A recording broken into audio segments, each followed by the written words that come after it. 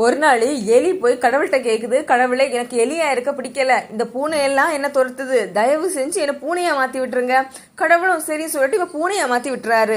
போன பூனை ஒரு வாரம் கழிச்சு வந்து சொல்லுது, கடவுளே நான் பூனையெல்லாம் இருக்கல, இந்த நாயெல்லாம் என்ன துரத்துது, தயவு செஞ்சு என்ன நாயா மாத்தி விட்டுருங்க. இப்ப கடவுள் வந்து பூனைய நாயா மாத்தி விட்டுறாரு. இப்ப போன நாய் ஒரு வாரம் கழிச்சு வந்து சொல்லுது, கடவுளே தயவு செஞ்சு என்ன பசுவா மாத்தி விடு, இந்த பசுவை பார்க்கும்போது நான் இங்க பயப்படுது. உடனே கடவுள் சரின்னு சொல்லிட்டு பசுவா மாத்தி விட்டுறாரு. இப்போ ஒரு வாரம் கழிச்ச பிறகு அந்த பசு வந்து சொல்லுது, கடவுளே என்ன புலியா மாத்திரு, ஏன்னா இந்த பசுகள் எல்லாம் புலிய பார்த்து தான் பயப்படுது. இப்ப கடவுள் வந்து புலியா மாத்தி விட்டுறாரு. இப்ப அந்த புலி வந்து சொல்லுது, கடவுளே தயவு செஞ்சு என்ன வேடனா மாத்திரு, ஏன்னா இந்த புலிகள் வேடனை பார்த்து பயப்படுது அப்படின்னு.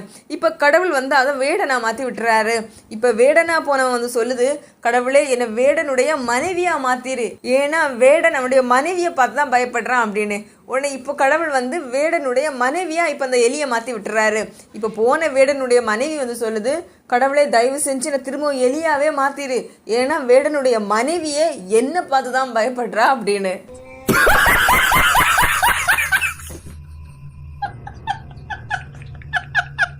இந்த எலியை போலதான் சிலருக்கு நம்மள்கிட்ட என்ன இருந்தாலும் நிறைவே இருக்காது, அடுத்தவங்கள்ட்ட இருக்கிறதுக்கு மேலதான் நம்ம ஆசையே படுவோம்.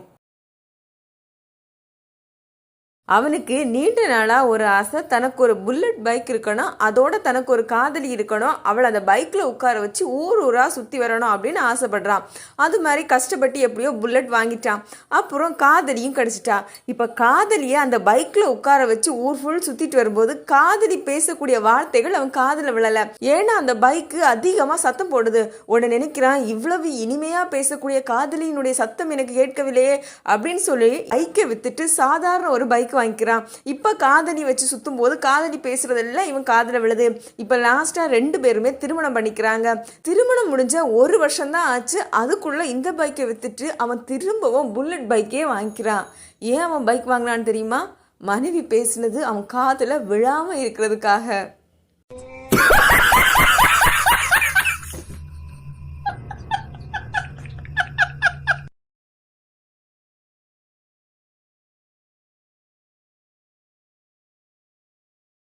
அந்த ஊரிலே அவர் மிகப்பெரிய செல்வந்தார். தன்னுடைய பையனை கூட்டிட்டு அங்க இருக்கக்கூடிய ஒரு துறவியை பார்க்க போறாரு. போய் சொல்றாரு, துறவி என் பையனை தயவு செஞ்சு நீங்க மாற்றி விட்டுருங்க, எல்லா கெட்ட பழக்கங்களையும் இவன் பழகி வச்சிருக்கான் அப்படின்னு. இப்ப அந்த துறவி அந்த பையனை பக்கத்துல இருக்க தோட்டத்துக்கு கூட்டு போறாரு.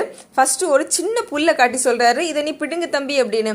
உடனே அவன் வேகமா போய் பிடுங்கிட்டான். இன்னும் கொஞ்சம் தூரம் போன பிறகு ஒரு சின்ன செடியை காட்டி, இப்போ இதை நீ பிடுங்க பார்ப்போம் அப்படின்னு சொல்றாரு. அதையும் அவன் வேகமா பிடுங்கிட்டான். இன்னும் கொஞ்சம் தூரம் போன பிறகு அதை விட ஒரு பெரிய செடியை காட்டி, இதை நீ பிடுங்க பார்ப்போம் அப்படின்னு சொல்றாரு. அவன் கொஞ்சம் கஷ்டப்பட்டு எப்படியோ அதையும் பிடுங்கி எடுத்துட்டான். இப்ப கொஞ்சம் தூரம் போன பிறகு ஒரு பெரிய மரத்தை காட்டி, இந்த மரத்தை நீ பிடுங்கு அப்படின்னு சொல்றாரு. உடனே பையன் சொல்றான், இதையெல்லாம் எப்படி பிடுங்க முடியும், அது ரொம்ப ஸ்ட்ராங்கா மண்ணுக்குள்ள போயிட்டே அப்படின்னு. இப்ப அந்த துறவி சொல்றாரு, உங்ககிட்ட இருக்கக்கூடிய கெட்ட பழக்கங்களை இந்த சின்ன செடி மாதிரி சின்னதா இருக்கும் போது நீ பிடுங்கி எரிஞ்சிட்டா உனக்கு பிரச்சனை இல்ல அதை நீ வளர விட்டுட்டே இருந்தனா லாஸ்டா மரம் மாதிரி பெருசா வந்துடும்.